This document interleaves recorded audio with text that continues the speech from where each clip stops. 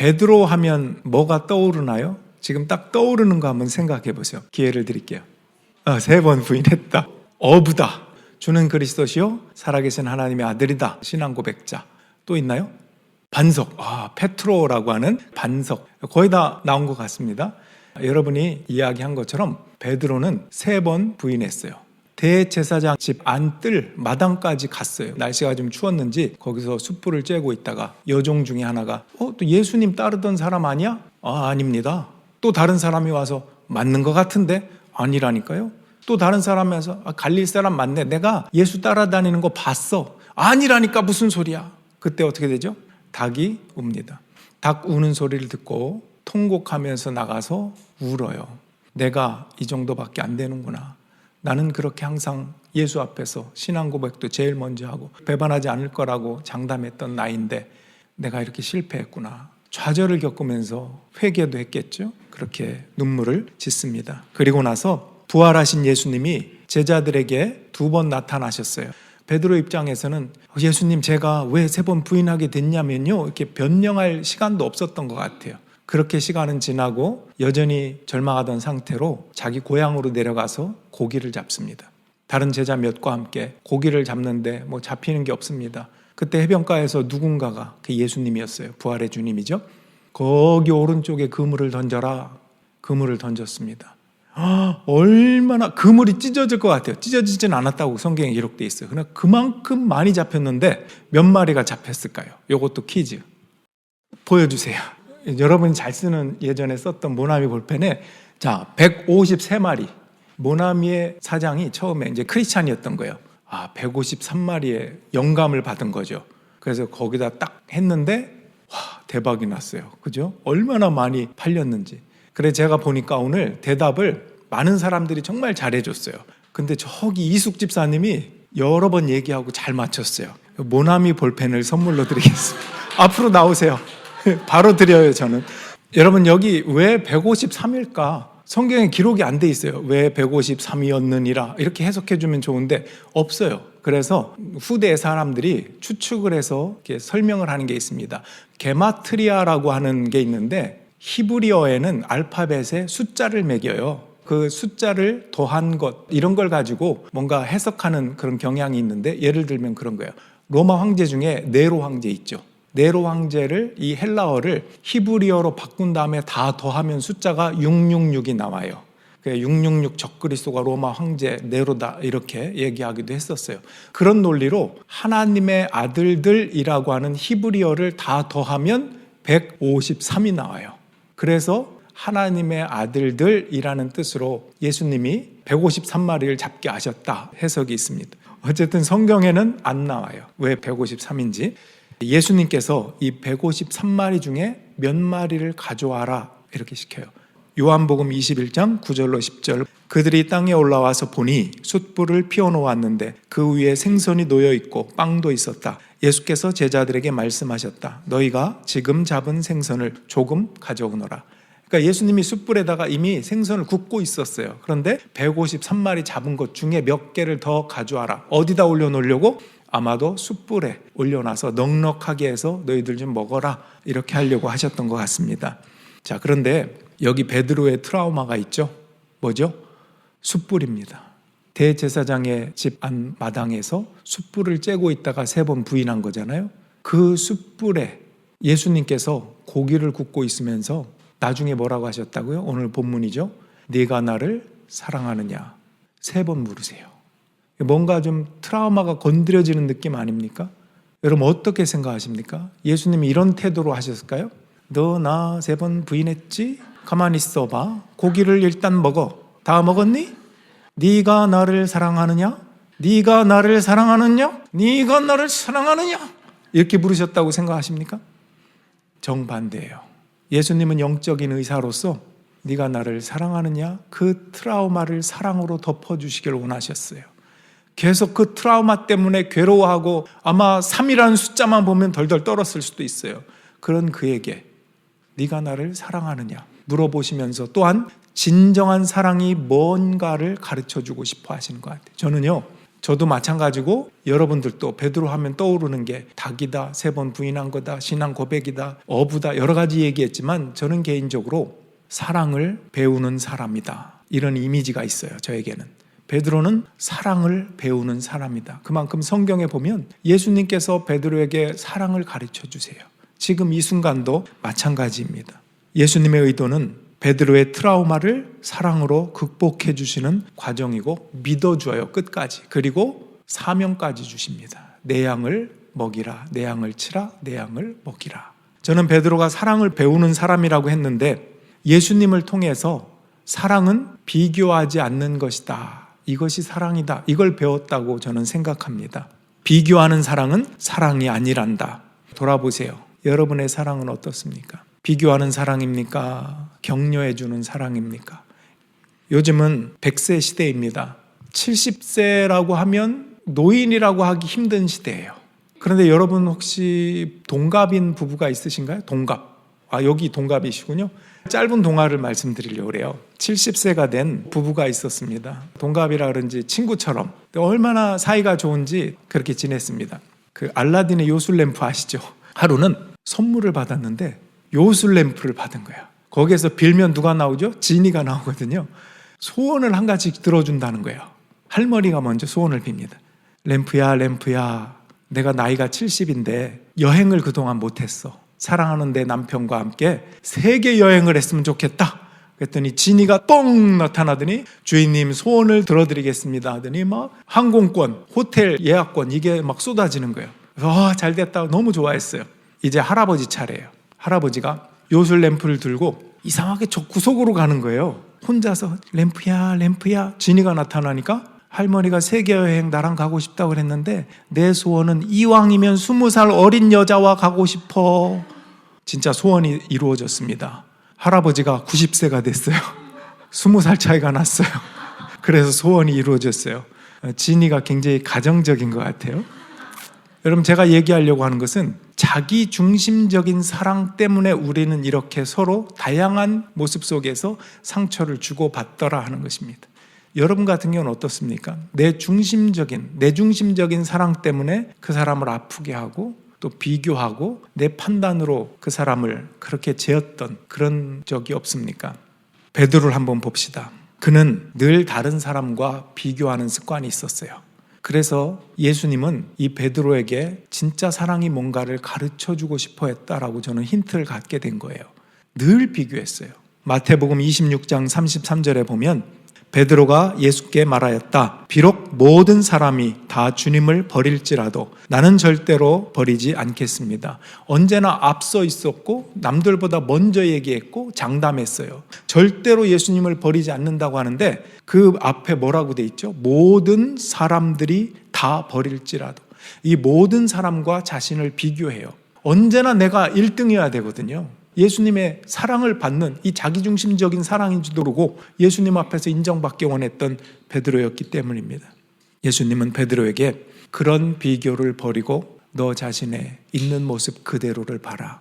내가 너를 사랑하는 것은 다른 사람들보다 누구보다 뭐이기 때문이 아니라 그냥 너이기 때문에 나는 너를 사랑하는 거다. 이렇게 말씀하시는 듯합니다. 자, 다시 돌아가서 예수님이 3번 네가 나를 사랑하느냐 물으셨다고 그랬죠? 첫 번째 질문 이렇게 달라요. 봅시다. 요한복음 21장 15절부터 시작하는데 뭐가 다른지 예수님의 질문 중에 다른 게 있어요. 보세요. 그들이 조반 먹은 후에 예수께서 시몬 베드로에게 이르시되 요한의 아들 시몬아 내가 이 사람들보다 나를 더 사랑하느냐 하시니 이르되 주님 그러하나이다. 내가 주님을 사랑하는 줄 주님께서 아시나이다. 이르시되 내 어린 양을 먹이라 하시고 예수님의 질문에서도 하나 다른 게 있고요. 베드로의 대답도 전의 모습과는 완전히 다른 모습입니다. 어떤 모습이 다르죠? 예전 같으면 제가 제일 사랑하죠. 예수님 말해 뭐 합니까? 접니다. 저 이랬을 것 같아요. 근데 뭐라고 대답했죠? 네, 제가 주님을 사랑하는 줄 주께서 아십니다. 자신이 없어진 듯한 대답을 했어요. 그러면 예수님의 질문이 2번째, 3번째와 다른 질문의 내용이 하나 있어요. 뭐죠? 그동안 보였던 베드로의 수준으로 물어보신 거예요. 네가 여기에 있는 다른 사람들보다 더 사랑하냐? 비교. 베드로의 수준에 맞춰서 물어보셨어요. 그리고 두 번째, 세 번째 질문은 이게 빠져요. 그냥 네가 나를 사랑하느냐. 비교가 없습니다. 그게 진짜 사랑이라는 것을 가르쳐주고 싶었던 것입니다. 예수님은 비교하지 않는 사랑을 가르쳐주길 원하셨고 베드로는 그 사랑을 배워갑니다. 근데요, 아이러니해요. 베드로가 지금 이 레슨을 받은 거잖아요. 그런데 이 자리에서 또 금방 비교해요. 여러분도 그래요. 지금 설교를 통해서 들었지만 내 자녀를 만나는 순간, 남편과 아내를 만나는 순간, 가정으로 돌아가는 순간 또다시 비교할 수도 있어요. 참 희한하죠.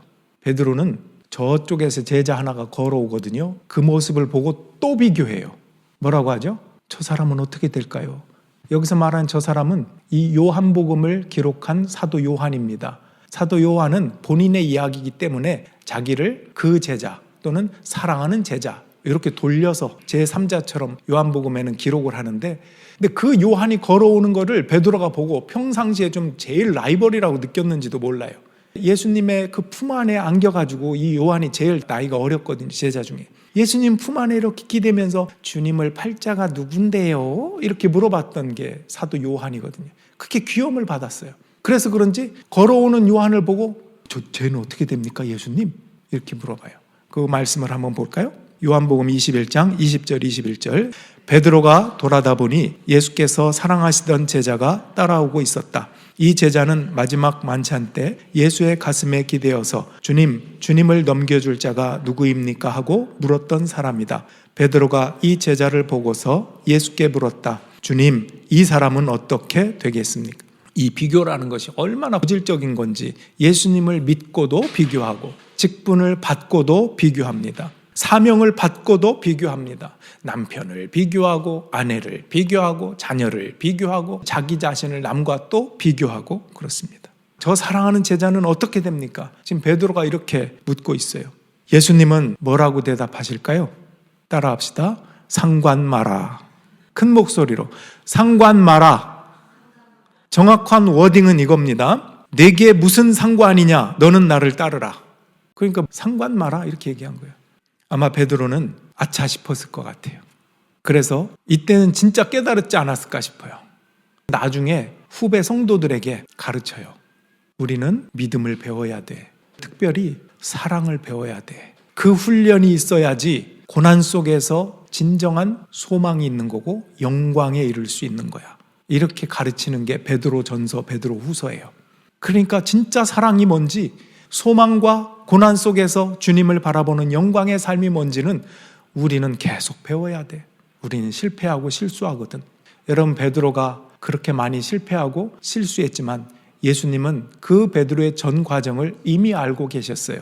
그래서 참으시고 그 성정도 성품도 아시기 때문에 기다리시고 가르치고 또 가르쳐요. 여러분, 태어나서 걸음마 넘어지지 않나요? 계속 넘어집니다.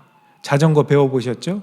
한 번도 안 넘어지고 타신 분 있습니까? 넘어지고 또 넘어지죠. 무릎팍 까지죠. 그러나 중요한 것은 일어난다고 하는 것입니다. 베드로는 그렇게 넘어지고 또 넘어졌지만 일어났어요. 일어나서 예수님의 진정한 사랑을 회복하고 배우고 배웠습니다. 그리고 후배들에게도 가르치면서, 여러분, 배움이라는 것은 가르칠 때 배우는 게 최고예요. 뭔가 배우고 싶다면 누군가를 놓고 한번 가르쳐 보세요. 배움이 아주 잘 흡수가 됩니다. 그렇게 리더가 돼가는 거고 그렇습니다. 예수님은 이런 베드로의 역할과 전 과정을 알고 계셨기 때문에 3번 부인할 거라고 예언도 하셨잖아요. 그리고 실제 부인한 거잖아요. 그 예언을 하실 때 베드로가 아주 큰 소리를 치거든요. 절대 그럴 일 없다고. 근데 그 말씀 하시기 바로 전에 이 말씀을 하셔요. 한번 볼게요. 누가복음 22장 32절 34절. 나는 내 믿음이 꺾이지 않도록 너를 위하여 기도하였다. 내가 다시 돌아올 때는 내 형제를 굳세게 하여라. 베드로가 예수께 말하였다. 주님, 나는 감옥에도 죽는 자리에도 주님과 함께 갈 각오가 되어 있습니다. 그러나 예수께서 말씀하셨다. 베드로야, 내가 네게 말한다. 오늘 닭이 울기 전에 내가 3번 나를 모른다고 할 것이다.